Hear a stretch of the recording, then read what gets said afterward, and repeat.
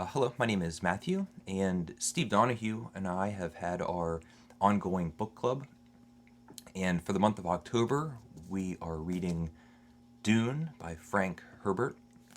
I'm a little late to the book club meeting. October snuck up on me, and part one of Dune is fairly substantial. It's about a third of the book, and it just took me a little bit to get the reading done. And Steve and I are reading Dune in anticipation for the upcoming movie, the Dune movie directed by Denis Villeneuve. And this is actually my second time reading Dune. I read it last year, also in anticipation for the upcoming movie, which, of course, was delayed. Just a week or so ago, I watched the David Lynch version, the 1984 version of Dune, and it was a spectacular mess. Initially, I thought it was quite promising. It seemed campy and strange, but the special effects I thought held up fairly well for the time. Special effects from 1984. Paul is played by the character, the agent from Twin Peaks. I thought he did a fairly good job in that role. The world building seemed intriguing in the movie. The first major problem was the characterization of Baron Harkonnen. I don't know who the actor was, but the decision that the director made to have this complete, over the top, ridiculous, laughable arch villain, this evil villain. He's fat and oily, sweaty. He has warts and pus coming off of his face. He laughs maniacally. He's a dirigible. He wears this blimp suit and he floats around the room. And the movie gets stranger and stranger. And it falls apart. The David Lynch movie falls apart. I feel like for trying to have several key scenes from the novel without taking into consideration the arc of the movie and the pacing of the movie outside of the novel. So by the end, you can see that they're just sort of racing through plot points that don't make any sense. The little creepy supernatural baby shows up out of nowhere, and things don't make sense. It seemed to be a disservice to theater going and also to the book. I can't imagine someone's first experience being the David Lynch Dune movie and then leaving the theater wanting to read the book. So I'm hoping that the Villeneuve version is at least a little better than the David Lynch version. In any event, Steve and I read Dune. He's read it 1,000 times. This is my second time reading it, and I kept thinking about those old, big, fat, complex Russian novels. Mostly thinking about Dostoevsky, The Demons, or The Idiot, or the Karamazov brothers, and how much they reward upon rereading. The first time that I read this, the first 100 pages, just the opening section, I was just at sea. I was so confused. The author, Frank Herbert, is not slowly introducing the characters or the world. Instead, he's treating this science fiction world that he's created, as if it's real, as if everybody knows about this world, and he's now just telling a fictional story within this world, very much like those Russian novels that have a sprawling plot, a wide cast of characters that have unfamiliar names, complex and nuanced relationships between each character. And this book begins as if it's a realistic story there that is quite involved. It's a complex, large story going on that instead of just breaking down exactly what's happening, you just start moving through the events, and as you become acclimated to characters that you care about and political motivations and power grabs and the supernatural or otherworldly aspects between the desert planet and the spice, or the Ben Jesuits who have supernatural abilities and gigantic worms. You learn all about this through character development, and I missed that completely on my first reading. I was looking for set pieces or anything to really grab onto. I didn't understand who the main character was going to be. It seemed like an ensemble cast. I remember thinking that Duke Leto, the father, was going to be the villain, and I totally misunderstood the characterization of Duke Leto. It's this kind of interplanetary star system. Seems to take place in a galaxy far, far away, and there are these royal houses. We only really pay attention to a small handful too. There's the House Harkonnen, and then the House Atreides. They each live on separate planets. There's all these different planets with different houses living on them. And then there's the Emperor. And the novel begins with the Emperor displacing House Harkonnen. They live on the planet Dune. And bringing in the House Atreides to run the planet. And Dune is a very special planet. It has this spice melange that needs to be mined out of the desert. It's extremely dangerous because we learn that there's these gigantic worms that are sensitive to vibrations and are territorial of this spice, and they're aggressive. They're so gigantic that they can swallow these huge mining rigs in one gulp. But the spice is incredibly important for this interplanetary star system.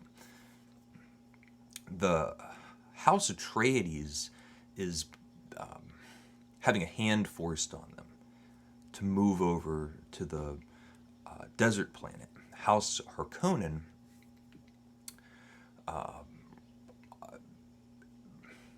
runs the planet like the mafia. They are kind of brutal, aggressive,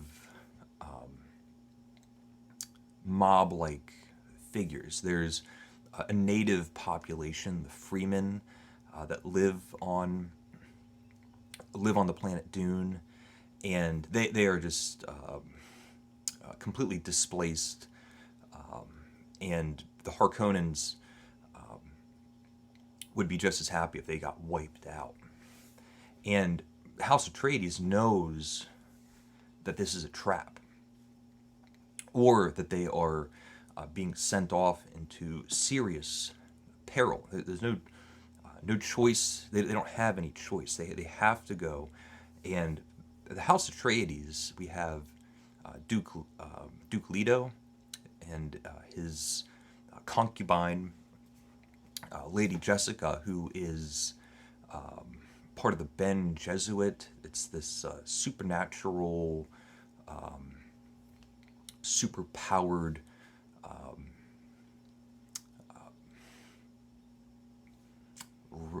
it's not quite a race, but a group of women that have these hereditary lines that have been going back millennia.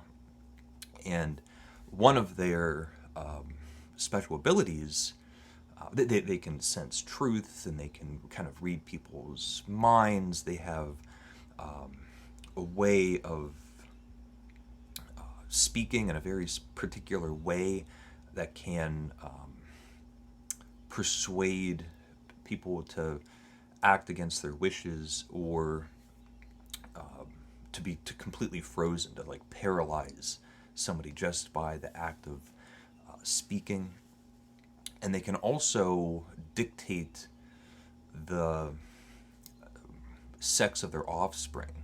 And Lady Jessica is supposed to give Duke Leto a daughter, and instead she gives birth by choice to a son, who, when the novel begins, he's already a teenager, I think 15 years old, and that is Paul Atreides. And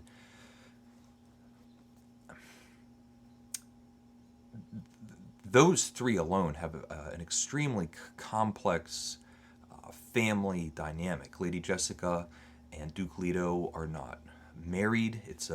They both love each other, but it's a choice that they've made for political reasons. It kind of leaves Duke Leto open to have the appearance of possibly marrying another woman from one of the other royal houses, and bringing power from two different royal houses together. And the relationship between Jessica and Paul and his father. Paul is being trained with some of the regiments from the Ben Jesuits. He's also being trained as a warrior, a soldier, a leader, and they're all now going off to this desert planet. And the novel is part one anyway, is a tragedy, because they are going off to their doom.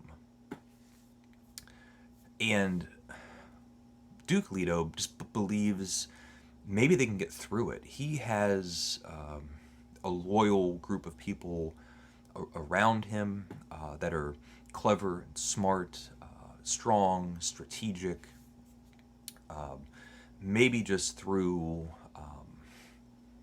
his own leadership, his diplomacy, his cunning, maybe he can turn this around. But they're going into a trap. The Harkonnens have been ordered to leave the planet. So there's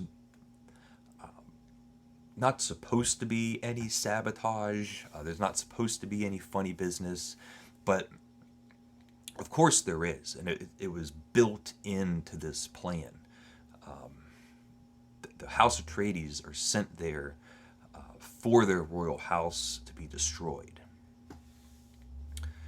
And there's traitors and saboteurs. As soon as they're there, they can just feel it in the halls. As I was reading this, there's big set pieces. There are parts where Duke Leto and the son and a few other people take one of these flying helicopters to go witness the mining of this spice. And it's one of the first scenes that I remember the first time I read it, of being entirely gripped into the story. It's exhilarating. Every time one of these mining operations is going on, there's always a worm eminently on its way, and there are these precautions built in.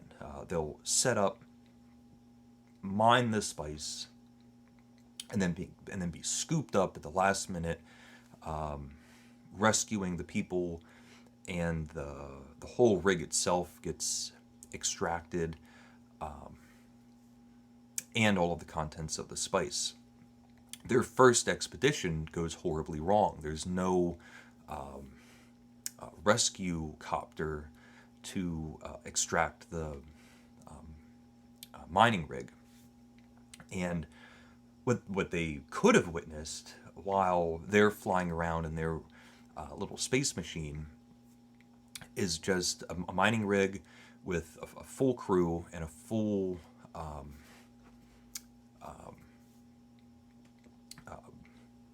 full amount of spice, their cargo, a full cargo of spice, just be eaten by a worm. They would have seen the horrific nature of these giant worms and seen all of these people die.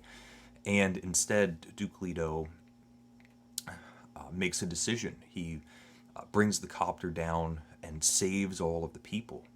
And these are the kind of decisions that you can see Duke Leto making for his own ethics, but also political and diplomatic decisions, showing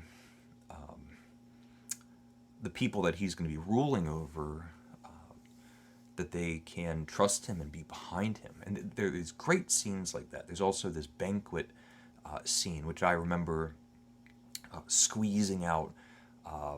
They'd have these big vats of water, and there's no water on Dune. It's a desert planet. It's completely arid. Water is just the most valuable thing on the planet. People were just living on nothing. And we're shown this great banquet where royalty is kind of flagrantly, purposefully wasting water. It's a sign of power. And they'll throw these soaked, wrung rags for the lower classes to have. And Duke Leto changes the rules and says, we're not doing that anymore. Take all these bowls out. Make sure everybody's getting water. It's the banquet day. And I was so impressed by that story, or that detail. Reading it again, and the banquet scene where you have all of these people, and we kind of rove around the table, just realizing that every character has these really complex relationships with everybody else. Everybody has a plan. Everyone has a plan or a scheme, either to turn everything around and turn this planet into a success, keep the house in power, or to have it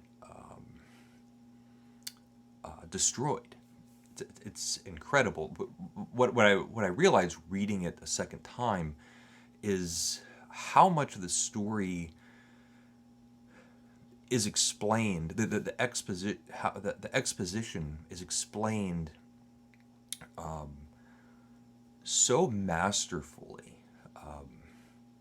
It seems as like you're being overloaded with way too much information, and it's confusing and overwhelming and all of those things. Reading it again, knowing what the story is going to be, and seeing how rich and complex the relationships are between all of these characters, internally within the family, and then like a shell outside of that, how the family interacts with their first inner sphere, how they're interacting with the freemen, the native people that live on the planet, and then the enemies, people that they think are traitors, or the House Harkonnen, who they know are the enemies. It's really great reading. One of my favorite parts in, in part one is actually a transition. And so Lady Jessica, who's been going around this their new house, like a palace or whatever it is, just discovering that they have like an arboretum, they have a room that has so much water and lusciousness it might as well be an aquarium, and finding secret notes that people want to kill them, and all that. And Lady Jessica has this really tense interrogation scene, or a conversation with this Dr. Hewitt.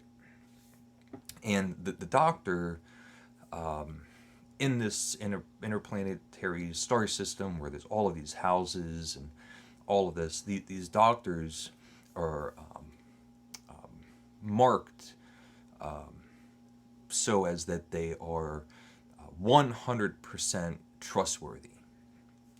You're supposed to always be able to trust the doctor. He turns out to be traitorous, but and we know that because we're listening to his thoughts, and he knows that Jessica is this Bene Gesserit, and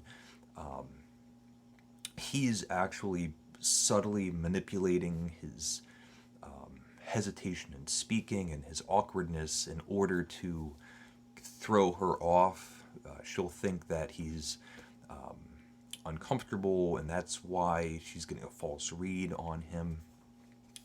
But while they're there having this conversation, they mention that Paul Atreides is in another room sleeping, and I believe it's just the very next chapter we transition. Transitions in novels I'm always fascinated with, like how you get from one room to another. How do you get from one character to another? How do you go from nighttime to morning time? Those moments. And it was just a wonderful transition because when we move into Paul Atreides' room where he's sleeping, we find out that he's pretending to sleep. He's just laying there with his eyes shut. And then there's like a lethal dart that's going to kill him. But just the moment where you go from one room with the son sleeping in the other room, and then pan over into that room, and he is there, but he's not sleeping. I thought that was great. And we find out that the doctor is a traitor. His goal is not, his main objective is not taking down House Atreides. It's the Emperor, it's the House Harkonnen, and then ultimately the Emperor that he's after. And he has this convoluted, fairly successful plot. He has Duke Leto at the edge of death. He's held hostage, totally incapacitated. It's funny, but it's not funny, but he keeps saying, your tooth. He knows that Baron Harkonnen is going to have this like close, very personal last moment with Duke Leto. They'll be nose to nose. And so he's implanted this poisonous tooth. And the way that he convinces Duke Leto to go through with his nefarious plan is that he's going to save Lady Jessica and Paul. And so he's going to have this exploding poisonous tooth. It's like something out of a James Bond movie or something. Meanwhile, Jessica Lady Jessica and Paul are sent off into into the desert, like the desert storms, and just out into the barren landscape of this desert planet. Presumably, they're going out there to just die. This doctor has done a couple of things to give him a greater chance of survival. And when part one ends, the father's dead. This royal family has been decapitated. Lady Jessica and Paul, who are a family of royalty, have now been completely severed from this royal house. They're out in a desert hellscape, abandoned and alone. They don't know what's going on, and could just be left to die. So it ends at this really tragic, tense low point, setting up a terrific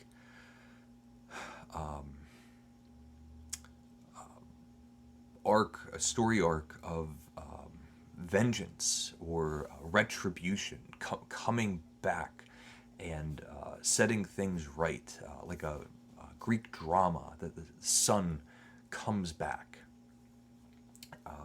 Hugely enjoyable, so much more enjoyable than the first time that I read it. No more utter confusion. This, like those complex Russian novels, tremendously rewards upon rereading. I was so impressed by just how well crafted the novel is as a whole. Realizing that these epigraphs, things that are happening in the very first pages, must have been planned out.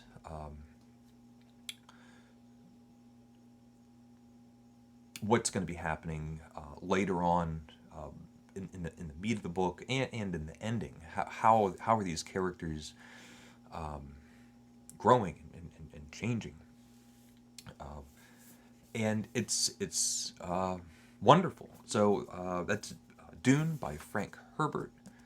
I got to watch Steve's video in advance, which is the first time that's happened in our book club so far. So that was great fun too.